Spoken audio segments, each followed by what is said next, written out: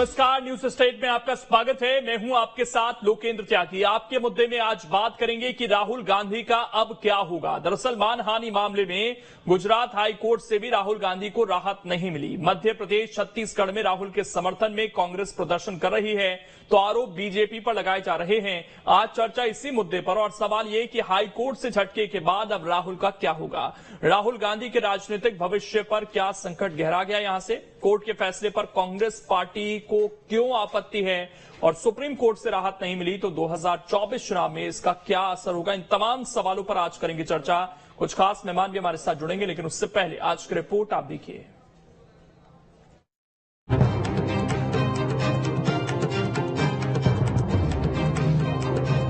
राहुल जी ना झुकेंगे न रुकेंगे।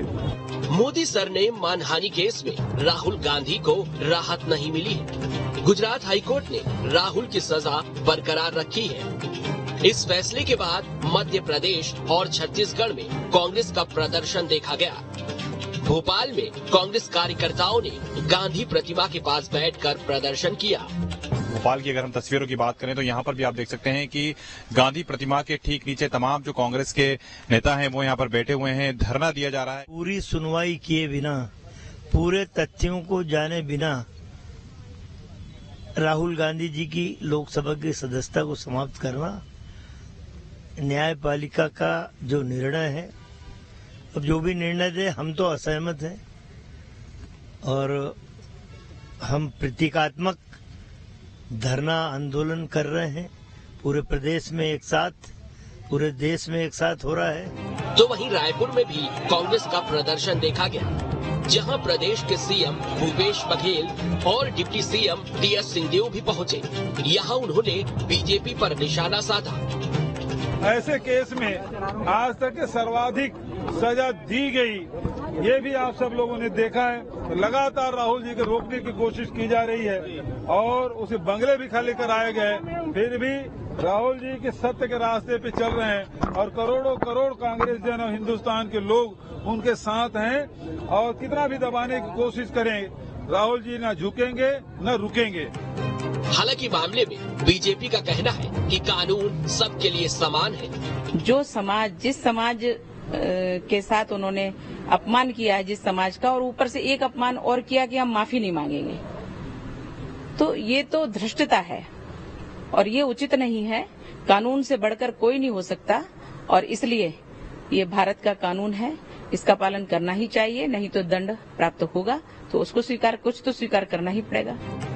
हाईकोर्ट के फैसले के बाद बात ये हो रही है कि अब राहुल गांधी का क्या होगा। ऐसे में जाने तो अब राहुल गांधी के पास सुप्रीम कोर्ट जाने का विकल्प है। अगर सुप्रीम कोर्ट निचली अदालत के फैसले पर रोक लगा देता है, तब राहुल गांधी 2024 का चुनाव लड़ सकते हैं। अगर सुप्रीम कोर्ट से राहत नहीं मिलती है, तो 2024 का चुनाव भी राहुल गांधी नहीं लड़ पाएंगे और राहुल गांधी का राजनीतिक करियर भी दांव पर लग सकता है। फिलहाल कांग्रेस की ओर से आरोप बीजेपी पर लगाए जा रहे हैं और चारों ओर सत्याग्रह की बात की जा रही है।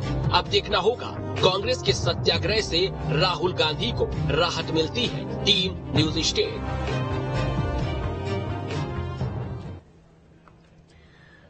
और चर्चा करने के लिए खास मेहमान इस वक्त हमारे साथ जुड़ गए हैं। डॉक्टर सत्यप्रकाश शर्मा जी हैं, वरिष्ठ पत्रकार हैं। पंकज दुबे जी हैं, अधिवक्ता हैं सुप्रीम कोर्ट के। नेहा बग्गा जी हैं, प्रवक्ता हैं बीजेपी के। और अब्बास हफीज जी हैं, कांग्रेस के नेता हैं। आप सभी का बहुत बहुत स्वागत है। अब्बास जी, सत्याग्रह से राहुल गांधी को कोई राहत मिल सकती है क्या? क्योंकि कोर्ट का फैसला है और कोर्ट के फैसले में बीजेपी को बीच में लाने की कोशिश क्यों हो रही है? देखिए, भारतीय जनता पार्टी के इरादे, भारतीय जनता पार्टी के काम सब जग जाहिर है।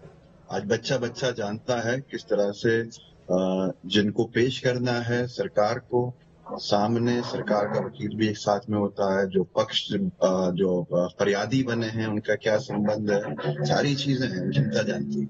आवाजों को दबाने की जो कोशिश की जा रही है, और बीजेपी की सरकार ने तो अपना एक मिसाल दे ही दी थी जब सदन को ही नहीं चलने दिया राहुल जी को बोलने नहीं देने की वजह से। कैसे इम्पंच किए गए, कैसे निकाले गए उनके स्टेटमेंट्स, जो एक ऐसे उद्योगपति के खिलाफ दिए गए थे जिनके ऊपर बहुत सारे आरोप लगे थे और पूरी बीजेपी की सरकार उनको बचाने के ऊपर आ गई। तो ये सारी चीजें हैं और उस वक्त भी राहुल जी ने कहा था कि मैं डरूंगा नहीं, मैं सच बोलता रहूंगा, सच की राह कितनी कठिन हो और उसके ऊपर कुछ भी हो, आगे आने वाले समय के अंदर बहुत कुछ आप देखेंगे और हमें पूरी उम्मीद है कि आगे जो कार्रवाइयां होंगी वो न्याय संगत भी होंगी। और जरूरी नहीं है कि बहुत सारी चीजों के ऊपर आप अपनी सहमति जताएं, वो किसी की तरफ से अगर असहमति आपका अधिकार है, और जुडिशरी के फैसले के ऊपर भी असहमति जता के ही इंसान अपील में जाता है। चलिए मैं ये जानने की कोशिश करता हूं पंकज जी से। पंकज जी, जो असहमति जताने तक की एक सीमा है कोर्ट के फैसले की, ये कहां तक है? क्या इसको लेकर देश भर में अगर सत्याग्रह किया जाता है तो क्या ये कंटेम्प्ट ऑफ कोर्ट की कैटेगरी में आता है? ब्रदर, आपको आवाज आ रही है मेरी? जी आ रही है सर, बोलिए। देखिए, कोर्ट के जो जजमेंट के कंटेंट्स होते हैं, जो जजमेंट के भीतर लिखा हुआ होता है, उसकी आलोचना कोई भी कर सकता है। यदि उसके हिसाब से कानून में कोई अंतर है, मत भिन्नता है, कोई डिफरेंस इन ओपिनियन है, तो कोई भी व्यक्ति, आप, हम, कहीं भी उस कोर्ट के जजमेंट को क्रिटिसाइज कर सकते हैं एकेडमिक साइड में कि कानून ऐसा कहता है लेकिन ये नहीं माना गया। लेकिन यदि कोई ये कहता है कि कोई भी कोर्ट प्रेजुडिस रहा है या किसी विशेष कारण से जानबूझकर कोई फैसला दिया गया है, तो वो जो है कंटेम्प्ट की श्रेणी में आता है। यहां जो केस है जिसमें श्री राहुल गांधी को सजा मिली है, उसकी अपील हम लोग थोड़ा सा समझ लें, यदि आप मुझे मौका दें 1 मिनट का। जी जी। उसकी अपील जो है वो सेशन कोर्ट में पेंडिंग है। जो हाई कोर्ट तक मैटर आया है वो स्टे ऑफ कन्विक्शन का आया है कि यदि उनका जो कन्विक्शन है वो स्टे हो जाता है, जो उनको सजा दी गई है वो स्टे हो जाती है, तो वो जो है चुनाव भी लड़ सकते हैं, उनकी सदस्यता जो है वो बरकरार रह सकती है। लेकिन मूल अपील जो है वो सेशन कोर्ट में अभी पेंडिंग है। तो ऐसा नहीं है कि हाई कोर्ट से अभी फैसला आ गया है और फैसला जो है वो अफर्म हो गया है। एक मैजिस्ट्रेट कोर्ट का ऑर्डर है जिसमें उनको सजा पड़ी है, सेशन कोर्ट में उसकी अपील हुई है, वो अभी पेंडिंग है।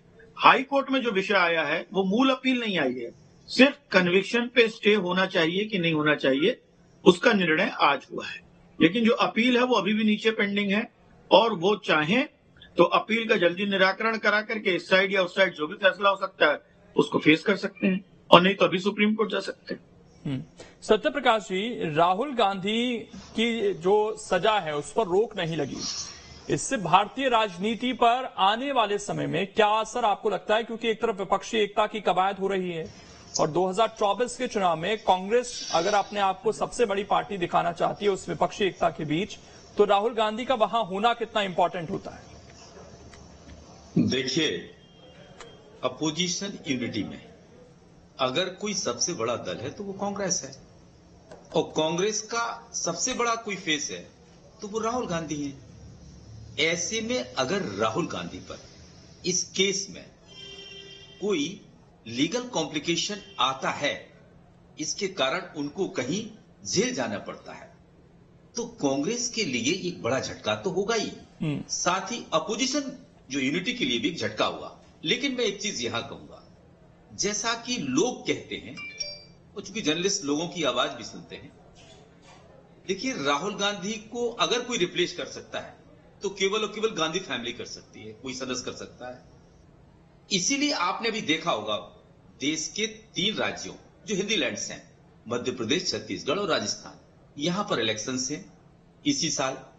आपने देखा होगा राहुल गांधी के कितने विजिट हुए ahead the elections, Priyanka Gandhi के विजिट्स बड़े हैं। यहां अभी रिसेंटली जबलपुर में हुआ, अब ग्वालियर चंबल संभाग में 21 को होने वाला है, छत्तीसगढ़ भी विजिट कर आए वो। तो इससे ये पता लगता है कि कहीं ना कहीं कांग्रेस भी अपना स्ट्रैटेजिक प्लान बनाए हुए है, जिसके तहत अगर राहुल गांधी कैंपेन उन इलेक्शंस में नहीं कर पाते हैं 2024 में, तो राहुल गांधी की जगह प्रियंका गांधी आएंगी। लेकिन आपका एक सवाल बहुत महत्वपूर्ण था कि भारतीय राजनीति पर इसका क्या प्रभाव पड़ेगा। देखिए, अभी वकील साहब ने बहुत अच्छा जो बताया है, और जैसा मैंने पढ़ा भी है भी, कि ये बात सही है कि मामला 2 प्रकार का है। इसमें हम कोर्ट पर, अगर कोर्ट का फैसला कोई भी सत्य होता तो फिर अपर कोर्ट एंड सुप्रीम कोर्ट क्यों बने होते। इसीलिए तो कहीं ना कहीं, क्योंकि वो भी तो मानव है, उसने उन लॉ जो जिसके अंतर्गत वो मामला आता है उनका पूरा ख्याल रखा है, फैक्ट्स उसमें लिए हैं या नहीं लिए हैं।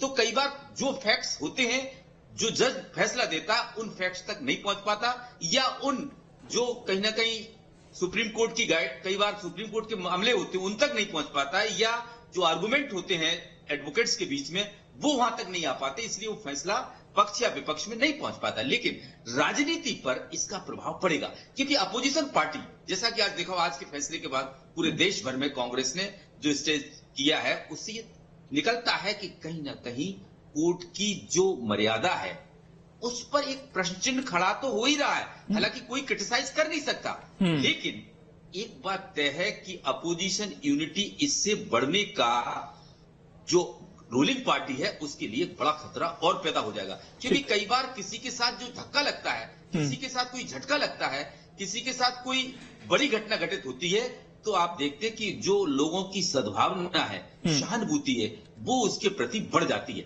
अगर कहीं ऐसा कांग्रेस बनाने में कामयाब रही तो 2024 में, मैं स्टेट सिलेक्शन की बात अभी नहीं कर रहा हूं, 2024 में ये इशू कांग्रेस पब्लिक के बीच में लेकर जा सकती है। उसका कहीं ना कहीं रूलिंग पार्टी को कहीं डेंट भी उठाना पड़ सकता है। नेहा जी, एक नैरेटिव बनाने की कोशिश की जा रही है कि देश के अंदर लोकतंत्र नहीं है, बोलने की आजादी नहीं है। पहले ना संसद में बोलने दिया जाता है, वहां से परपंच कर किसी तरीके से बाहर कर दिया गया। तो इस नैरेटिव में कहीं ना कहीं घेरा केंद्र सरकार को और बीजेपी को जा रहा है। लोकेन जी, ये तो जनता भी सुन के हैरान होती होगी कि हमारा देश जो लोकतांत्रिक देश है, उसके लोकतंत्र की हत्या करने वाली कांग्रेस पार्टी, जिसने इमरजेंसी इम्पोज किया था इस पूरे देश के ऊपर, जहां मीडिया की आवाज दबा दी गई, विपक्ष की आवाज दबा दी गई थी, और जिस तरीके से लोगों को दबाया कुचला गया था, वो आज ऐसा क्या है जिसका उपयोग नहीं करते? ऐसे कौन से शब्द हैं?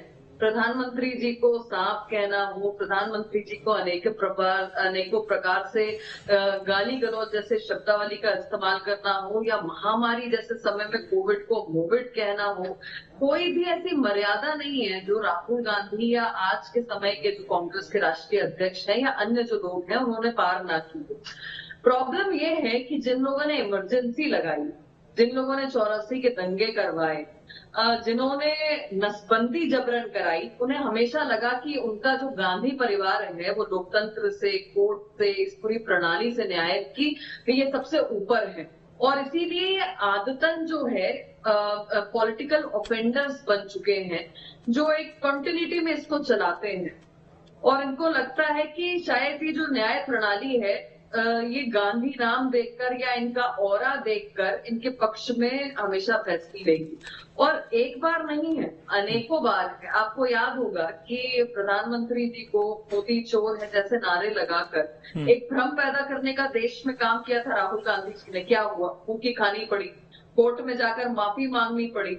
उसी प्रकार से एक पूरे समाज को कलंकित करने का काम किया, उनके लिए जो अभद्रता की, उनके लिए जिस भाषा का इस्तेमाल किया, फिर से राहुल गांधी जी ने सोचा कि शायद वो न्यायिक प्रणाली से सबसे ऊपर है। एक बात और सोचने विचारने वाली है कि इनके राष्ट्रीय प्रवक्ता कुछ करते हैं और उनका अगर एक्शन होता है तो कुछ घंटों में ये कोर्ट की शरण में चले जाते हैं।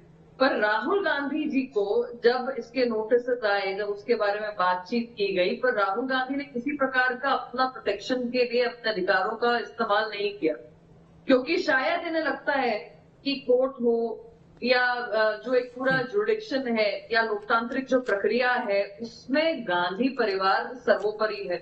और इसीलिए मुझे मैं इस पर अब्बास जी से एक रिएक्शन लेता हूं। अब्बास जी, एक तो ये जो नेहा जी ने कहा उस पर आपका रिएक्शन, और दूसरा ये कि 2024 में जब विपक्षी एकता की आप लोग बात कर रहे हैं, उसमें चेहरा अगर राहुल गांधी नहीं होंगे तो क्या फिर प्रियंका गांधी होंगी?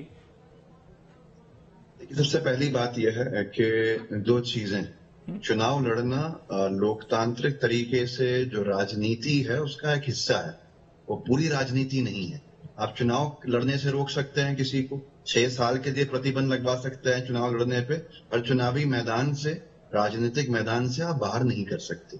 ये बहुत स्पष्ट है। और ये एक बहुत बड़ा दायरा होता है आला कमान किसी भी पार्टी के नेताओं का, जो पूरे देश में घूम सकते हैं। दूसरी बात यह है कि हमने बहुत छोटा समझ लिया है बीजेपी की नजरिए से राजनीति को, कि बस चुनाव जीतो किसी भी कीमत के ऊपर। अभिषेक मनु सिंघवी जी की प्रेस कॉन्फ्रेंस में सुन रहा था कि बड़ा विषय यह है कि तो बीजेपी के विधायक ने केस लगाया था। दूसरी बात उन्होंने ये कही कि जघन्य अपराध की श्रेणी के अंदर इसको डाला है मानहानि को। ये पहली, वकील साहब यहाँ बैठे हैं, ये पहली बार ऐसा हुआ होगा जैसे मानो किसी ने देश विरोधी कोई काम कर दिया हो और उसकी सजा इतनी सख्त दी जाए जिससे कि सीधे तौर के ऊपर सामने सदस्यता चली जाए। तो आज बड़े सवाल खड़े होते हैं। सवाल इसलिए खड़े होते हैं, क्या बीजेपी की पूरी सरकार न्यायपालिका को गुमराह करने में लगी है? क्या बीजेपी के विधायक न्यायपालिका को एक ऐसा प्रकरण ले जाके जघन्य अपराध की श्रेणी में डलवाते हैं और उसके पीछे क्या कुछ हो रहा है? ये बड़ा सवाल है। और सवाल इसलिए है कि किसी एक का विषय नहीं है बल्कि पूरे देश का विषय है। एक उद्योगपति को बचाने के लिए, लोगों का ध्यान मोड़ने के लिए किस स्तर के ऊपर जाया जा रहा है। 17 से ज्यादा जगह के ऊपर राहुल गांधी जी के भाषण को लोकसभा से एक्सपंज करना, उसके बाद इतनी सख्त कार्रवाइयां करना, ये साफ दिखाता है कि कहीं ना कहीं न्यायपालिका को गुमराह करके कोई पिटीशन जिस तरह का लगाया गया, जघन्य अपराध के बहुत बड़ा देश विरोधी। ठीक, मैं एक आखिरी रिएक्शन पंकज जी का ले लेता हूं। पंकज जी, इसमें अब केस को थोड़ा कॉम्प्लिकेट ना करते हुए, राहुल गांधी इसमें क्या जल्दी अपनी पिटीशन लगा सकते थे? वहां से क्या आपको लगता देरी हुई? और इसमें क्या ऑप्शन उनके पास बचते हैं? जी नहीं, देखिए, जो डिबारमेंट हुआ है वो बाय ऑपरेशन ऑफ लॉ हुआ है। और यदि वो उस तत्काल यदि अपील लगा भी देते, जो उन्होंने अपील मान लीजिए एक दिन बाद लगाई है, तो भी जो सेंटेंस पे स्टे होना है, जो रोक लगनी है, सजा पे जो रोक लगनी है, उसको सेशन कोर्ट ने मना कर दिया था और उसको आज हाई कोर्ट ने मना किया। तो उसमें उनकी ओर से कोई देरी हुई, जल्दी हुई, ऐसा कोई विषय नहीं है। क्योंकि हम यदि ये समझें कि सेंटेंस होने के बाद, सजा होने के बाद में जो उनको सदस्यता से मुक्त किया गया है वो गलत किया गया है, तो उसके लिए एक अलग विषय हो सकता है, अलग मुकदमा हो सकता है। शुक्रिया आप सभी का जुड़ने के लिए। माफी के साथ मैं रोक रहा हूं, समय इतना ही है। बहुत बहुत शुक्रिया। लेकिन राहुल गांधी की मुसीबतें फिलहाल कम नहीं हो रही हैं और उन्हें हाई कोर्ट से भी फिलहाल कोई राहत नहीं मिली। छोटा सा ब्रेक, खबरें लगातार जारी हैं।